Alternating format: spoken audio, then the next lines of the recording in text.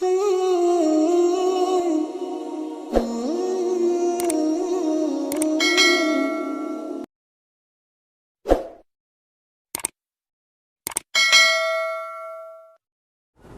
Balfour 1917 یہودی آباد ہونے شروع ہو گئے، اور اصل میں اسی کے لیے خلافت کو منسوخ کرایا گیا۔ سلطان عبد الحمید، اگرچہ یہ ترکی خلافت جو ہے مرد بیمار کمزور، پھر بھی وہ مسلمانوں والا جذبہ اتنا تھا، انہیں بڑی سے بڑی رشوت پیش کی گئی تھی۔ ظاہر بات ہے یہودیوں سے بڑھ کر رشوت دینے والا کون ہو سکتا، جن کے ہاں ایسے بینکر ہوں جو 40 بلین ڈالر کا ایک چیک لکھ سکیں۔ پھر یہ کہ ان پر سیاسی دباؤ بہت ڈالا گیا۔ انہوں نے جب تک خلافت عثمانیہ برقرار رہی، یہودیوں کو فلسطین میں آباد ہونے کی اجازت نہیں دی، کہ جو معاہدہ کیا تھا حضرت عمر نے رضی اللہ تعالی عنہ، خلیفہ ثانی نے، خلیفہ راشد نے، ہم اس کے پابند ہیں، اور ہم یہاں یہودیوں کو آباد ہونے کی اجازت نہیں دیں۔ لہذا انہوں نے اس خلافت ہی کا بستر طے کرایا، اس لیے کہ نہ رہے بانس نہ بجے بانسری، نہ مسلمانوں کی وحدت ملی کی کوئی علامت دنیا میں باقی رہے، اور نہ مسلمان کسی مسئلے پر جمع ہو کر کوئی موقف اختیار کر سکے۔ اعلان بالفور کے نتیجے میں آباد کاری شروع ہوئی۔ 1948 میں اسرائیل قائم ہو گیا، معجزہ ہو گیا۔ 1967 میں اس کی توسیع ہو گئی۔ اس میں ایک بات اور بھی عرض کر دوں، یہ سارا کس طور سے ہوا ہے کام؟ آپ نے زائنزم کا نام تو سنا ہے، صہیونی تحریک۔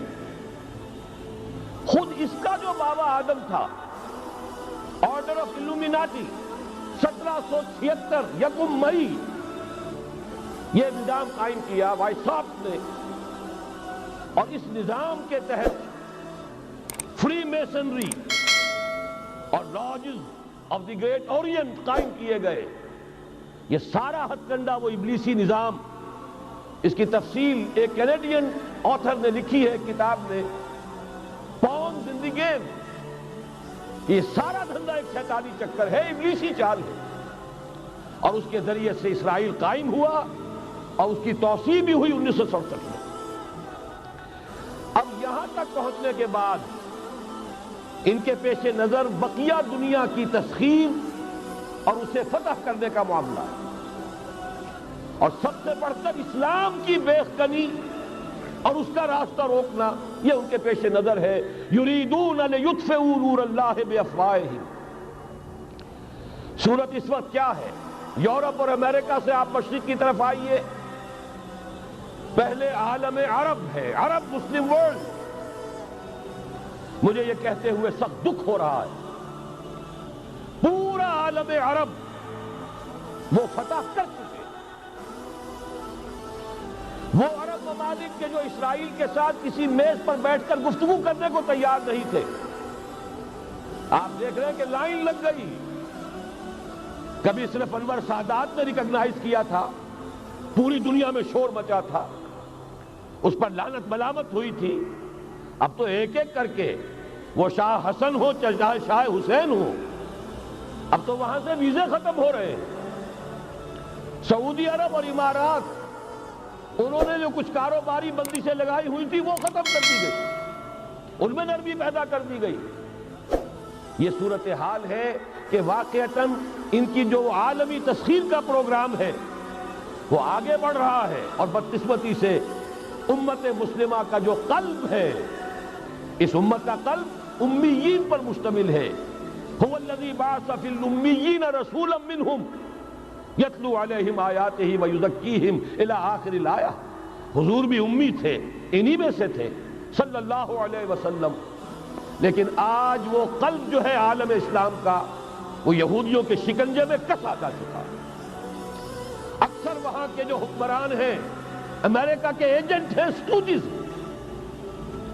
یہ حالات جہاں تک عالم عرب کا تعلق ہے، تلخ حقائق ہیں جو بیان کر رہا ہوں، اس لیے کہ آپ کے سامنے رہنا چاہیے۔ یہ جو اقبال نے کہا کہ دنیا کو ہے پھر مار گئے روح و بدن پیش، ابلیس نے پھر اپنے درندوں کو ابھارا، اللہ کو پامردی مومن پہ بھروسہ، ابلیس کو یورپ کی مشینوں کا سہارا۔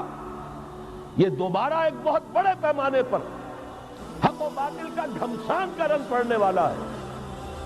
ملاحم کی جو حضور صلی اللہ علیہ وسلم نے پیشین گوئیاں فرمائی، الملحمۃ العظمیٰ، تاریخ انسانی کی عظیم ترین جنگ جو ابھی آنے والی ہے، اس کو سمجھ لیجئے اچھی طریقے سے کہ اس میں جو قوتیں ایک دوسرے کے مقابل آ رہی ہیں وہ کون سی ہیں۔ نیو ورلڈ آرڈر کہنے کو امریکہ کے زیر قیادت ہے، حقیقت میں امریکہ خود یہودیوں کے پنجے میں ہے۔ یہ وہی ابلیسی طاقت ہے جو آگے بڑھ رہی ہے۔ عالم عرب کو فتح کرنے کے بعد اب ان کے پاس اگلا عالم اسلام کا حصہ ہے، غیر عرب مسلم ورلڈ۔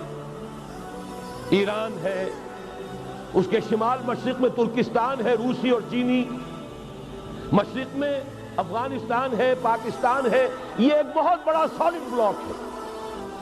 اس کے بعد اگرچہ ہندوستان آتا ہے، بھارت، ظاہر بات ہے کہ وہاں مسلمان اقلیت میں ہیں سوائے کشمیر کے، لیکن یہ نوٹ کیجئے کہ وہاں بھی کم سے کم 15-18 کروڑ مسلمان موجود ہیں۔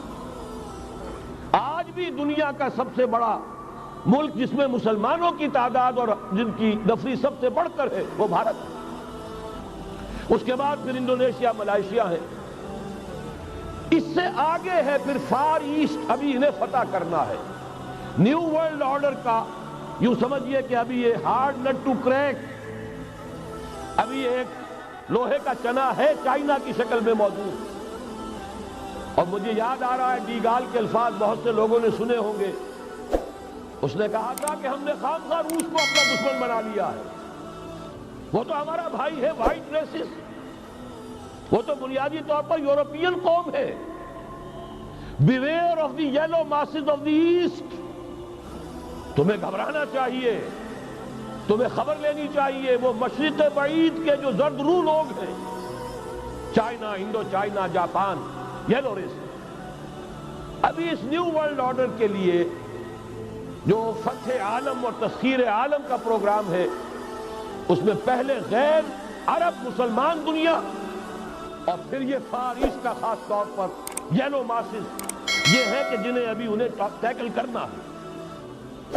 اور اسی لیے میں کرنا چاہتا ہوں، حقائق ہمارے سامنے رہنا چاہیے۔